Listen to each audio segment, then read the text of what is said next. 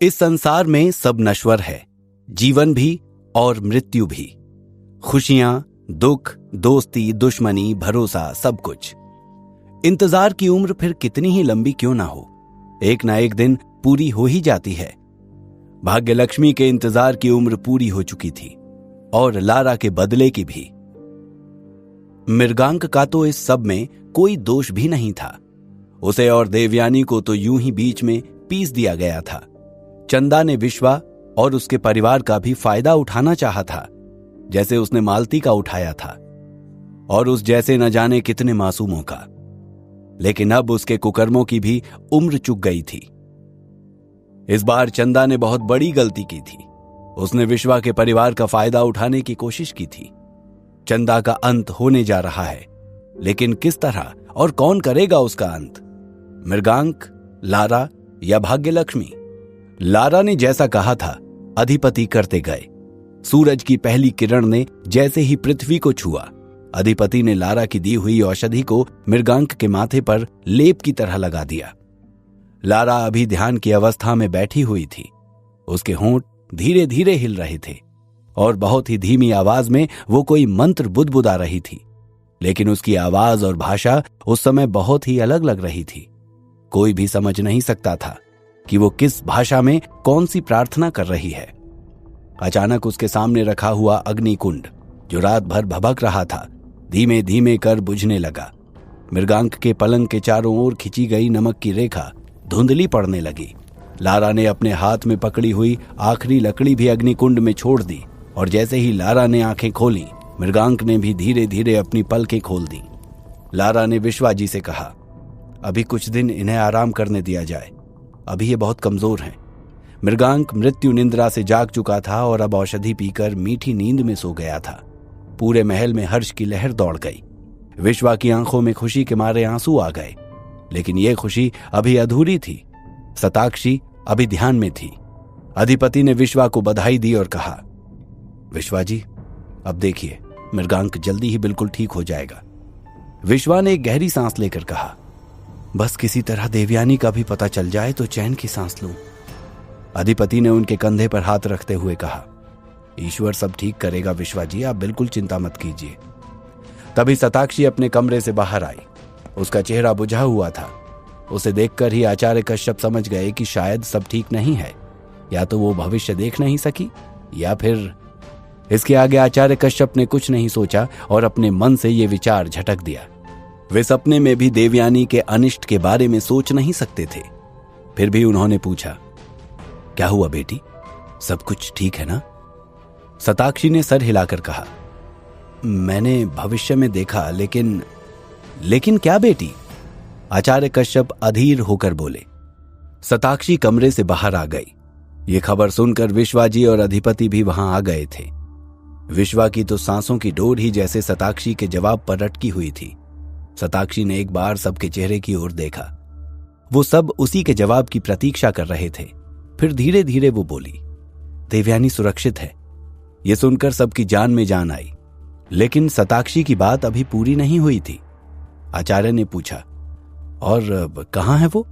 शताक्षी बोली, जिस किसी ने भी उसका अपहरण किया है, उसे किसी बहुत ही गुप्त जगह पर छुपा कर रखा है। पूरी ताकत लगाने के बाद भी मैं समझ नहीं पाई कि वो जगह कौन सी है। ये कोई ऐसी जगह है जिसे किसी बहुत ही खतरनाक जादू से बांध कर रखा गया है। इसके बाद देवयानी का भविष्य अनिश्चित है, कुछ भी हो सकता है। आचार्य, हमें जल्दी से जल्दी कुछ करना होगा। शताक्षी की बात सुनकर विश्वा एक बार फिर चिंता में डूब गए। उन्होंने अधिपति की ओर देखा। अब हमें क्या करना चाहिए अधिपति? अधिपति बोले, आप बिल्कुल निश्चिंत रहिए विश्वा जी, 1-2 दिन में ही मृगांक बिल्कुल स्वस्थ हो जाएगा। उसके बाद तो आपको पता ही है कि दुनिया के किसी भी कोने में देवयानी होगी, वो उसे खोज लेगा। विश्वा ने सर हिलाकर हामी भरी और शताक्षी के हाथ जोड़कर बोले, तुम्हारा बहुत बहुत धन्यवाद बेटी, हम हमेशा तुम्हारे आभारी रहेंगे। मेरे सीने से एक बहुत बड़ा बोझ तुमने हटा दिया है। शताक्षी ने कहा, आप ऐसा मत कहिए विश्वा जी, आपने मुझे मेरी माई से मिलाकर मुझे दुनिया की सबसे बड़ी खुशी दी है। अब बस मुझे जाने की आज्ञा दीजिए, भाई किसी भी समय अभियान से लौट आएगा। आचार्य कश्यप ने कहा, बेटी तुम इस बात की चिंता मत करो, मैं बटुक को सब कुछ बताकर आया हूं। अधीश और समीर जैसे ही अभियान से लौटेंगे वो उन्हें सब कुछ बता देगा और यहां संदेश भेज देगा। तब तक तुम आराम से यहां प्रकाश नगर में रह सकती हो। मालती जी की तबीयत भी ठीक नहीं है, तब तक उनकी भी अच्छी तरह देखभाल होती रहेगी। शताक्षी बोली, लेकिन यहां विश्वा जी के महल में पहले ही काफी परेशानी चल रही है। ऊपर से हम सब भी यहां अतिथि बनकर ठहर जाएं, ये मुझे अच्छा नहीं लगेगा। आचार्य ने हंसकर कहा, बस इतनी सी बात। तुम और मालती जी मेरे साथ चलो और आराम से जब तक चाहो मेरे महल में रह सकती हो। शताक्षी ने रानी भाग्यलक्ष्मी से विदा ली और आचार्य के महल में रहने चली गई। रानी और लारा को अभी विश्वा जी के यहां कुछ और दिन ठहरना था, जब तक कि मृगांक का स्वास्थ्य बिल्कुल ठीक नहीं हो जाता, क्योंकि वही था जिसने चंद्रिका यानी चंदा को देखा था और वही चंदा को खोजने में उनकी सहायता कर सकता था। शाम के समय जब भाग्यलक्ष्मी मृगांक को देखने आई, लारा भी उसके साथ थी। विश्वा और अधिपति मृगांक के पास ही बैठे थे। मृगांक अब भी सोया हुआ था। तभी विश्वा ने कहा, आप दोनों ने हमारी बहुत सहायता की, अब मृगांक भी जल्दी ठीक हो जाए। ये जरूर देवयानी को खोज निकालेगा। अधिपति ने लारा को मेजनी की सुनाई पूरी घटना बता दी कि किस तरह देवयानी गायब हो गई और उसने एक राक्षसी को देखा जो अपने आप को चंदा कह रही थी। यह सुनकर लारा और भाग्यलक्ष्मी ने एक दूसरे की ओर देखा। आंखों ही आंखों में दोनों ने कुछ बात की और लारा विश्वा से बोली, विश्वा जी, क्या आपके पास या इस महल में देवयानी का कोई पुराना सामान होगा? विश्वा ने कहा, हाँ, देवयानी का कमरा तो। तभी उन्हें कुछ याद आया। चंद्रिका ने पहले ही देवयानी का कमरा हड़प लिया था और अब उसके सामान के बारे में उन्हें कुछ पता नहीं था। उन्होंने एक सेवक से कहा, बड़ी बहू से कहिए विश्वा जी बुला रहे हैं। कुछ ही देर में अमृत वहां आ गई। आपने मुझे बुलाया पिताजी? विश्वा ने अपराधी भाव में कहा, वो बेटी, मुझे ये पूछना था कि जब चंद्रिका ने देवयानी के कमरे में रहने का फैसला किया था, उस समय उस कमरे में देवयानी का कुछ सामान था। क्या तुम्हें उसके बारे में कुछ पता है? अमृत ने सर हिलाकर कहा, मैंने कमरा साफ करवाने से पहले दीदी का सारा सामान अच्छी तरह से दूसरे कमरे में रखवा दिया था। एक एक चीज वैसे ही है जैसे दीदी छोड़कर गई थी। लारा के चेहरे पर मुस्कान आ गई। वो बोली, अमृत जी, क्या आप मुझे वो सामान दिखा सकती हैं? अमृत ने विश्वा की ओर देखा। उन्होंने सर हिलाकर सहमति दे दी तो अमृत ने लारा से कहा, बिल्कुल, आइए आप मेरे साथ। कुछ देर बाद ही लारा देवयानी के सामान में से उसकी एक पुरानी ओढ़नी, कंघी और 2-3 और छोटी मोटी चीजें निकालकर ले आई। फिर पिछली रात की तरह एक बार फिर अग्निकुंड के सामने बैठकर मंत्र पढ़ने लगी। 2 घड़ी के बाद ही उसने आंखें खोल दी और हड़बड़ाकर उठ बैठी। रानी जी, रानी जी, उसने भाग्यलक्ष्मी को पुकारा। क्या हुआ लारा, क्या बात है? लारा ने कहा, वो चंदा ही है। क्या? रानी ने चौंक कर कहा। उसे समझ में नहीं आ रहा था कि यह सुनकर वो खुश हो या दुखी हो या क्रोध करे। ये तो पक्का हो गया था कि देवयानी का अपहरण करने वाली चंदा ही है। इसका मतलब था कि मृगांक, लारा और रानी भाग्यलक्ष्मी अब एक ही शत्रु के खिलाफ थे और अब इन तीनों को साथ मिलकर ही उससे लड़ना था। लेकिन इतने वर्षों में चंदा बहुत बहुत अधिक शक्तिशाली हो चुकी थी। अब एक और युद्ध आरंभ होने जा रहा था और इस युद्ध में कौन जीतेगा, कौन हारेगा, ये तो समय ही बताएगा। उधर समीर और अधीश जब वापस लौटे तो बाकी तीनों के आंखों में उनके लिए हजारों सवाल थे। किसी के बिना पूछे ही अधीश ने कहा, निरंजन परिवार का दल और एक किसी हंसराज नाम के मांत्रिक का दल, ये दोनों हमारा पीछा करते हुए आ रहे थे और दूसरे तल पर आपस में ही भिड़ गए। क्या कहा? हंसराज? हंसराज का नाम सुनकर सोमसेन को एकाएक भरोसा ही नहीं हुआ। उसने ज्वालादत्त की ओर देखा। वे खुद ही ये सुनकर भौचक रह गए थे। उनको चकित देखकर अधीश ने पूछा, क्या हुआ? क्या आप उनको जानते हैं? सोमसेन बोला, हंसराज ऐसा नहीं कर सकता। वो तो। ज्वालादत्त बोले, इस संसार में कुछ भी हो सकता है सोमसेन। अधीश ने पूछा, अब कोई मुझे भी तो बताइए, क्या हुआ है? सोमसेन ने उसकी बात का जवाब नहीं दिया और सवाल किया, क्या वे सब लौट गए?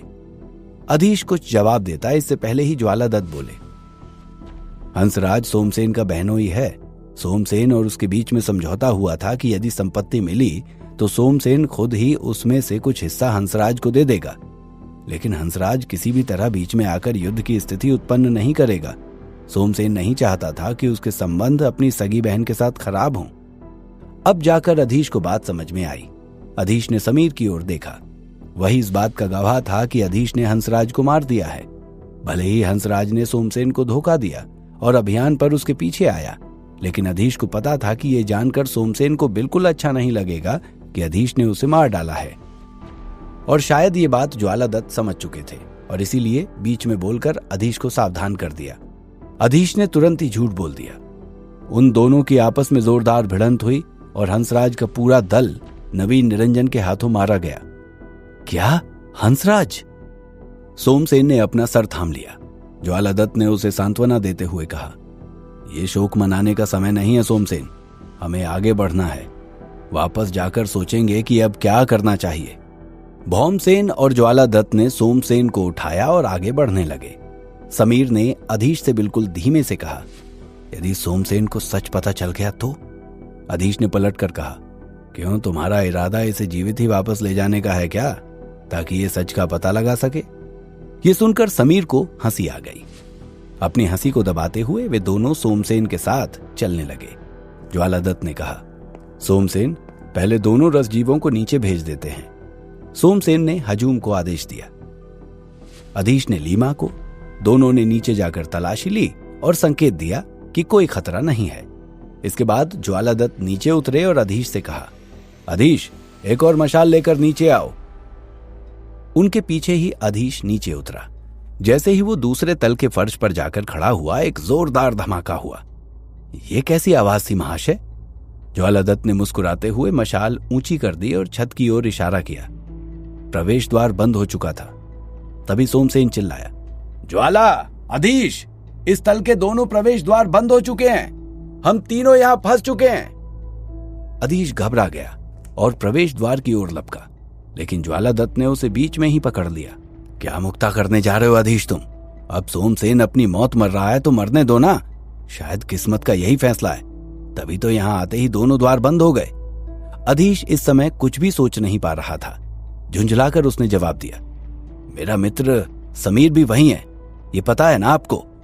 ज्वालादत्त को शायद पता नहीं था कि अधीश किस तरह अपनी जान दांव पर लगाकर भी समीर को बचाने गया था। वो इस तरह उसे मरने के लिए कभी नहीं छोड़ेगा। ज्वालादत्त ने कहा, गेहूं के साथ घुन भी पिस जाती है बच्चे। वैसे भी आगे के अभियान पर तो हम दोनों अकेले ही जाने वाले थे। अधीश चिल्लाया, मैं समीर को छोड़कर आगे नहीं जाऊंगा, समझे आप? ज्वालादत्त ने आज दूसरी बार उसे इतने क्रोध में देखा था। उस दिन भौमसेन अधीश के सामने थे और आज ज्वालादत्त। वे जानते थे कि क्रोध आने पर अधीश क्या कर सकता है। ठंडे स्वर में ज्वालादत्त ने कहा, जाओ, कोशिश करके देख लो। अधीश ने जलती हुई निगाह से उनकी ओर देखा और लीमा को आदेश दिया। लीमा ने अपनी सारी ताकत झोंक दी, लेकिन वो दरवाजा टस से मस नहीं हुआ। अब अधीश ने अग्निपिंड बरसाने शुरू किए, लेकिन पत्थर ज्यों का त्यों अड़ा रहा। उधर सोमसेन और बाकी दोनों की बेचैनी बढ़ती जा रही थी। इधर अधीश एक पत्थर के सामने कमजोर पड़ता जा रहा था। उसकी आंखों से आंसू बह रहे थे और दिमाग में तूफान उठ रहा था। क्रोध में भरकर वो जोर से चीखा, लेकिन उसकी चीख दीवारों से टकराकर वापस लौट आई। क्या अधीश को इस बार हार माननी पड़ेगी? क्या सोमसेन के साथ साथ समीर को भी अपनी जान से हाथ धोना पड़ेगा? क्या करेगा अधीश समीर को बचाने के लिए? जानने के लिए सुनते रहिए द मैजिशियंस सीक्रेट, सिर्फ और सिर्फ पॉकेट FM पर।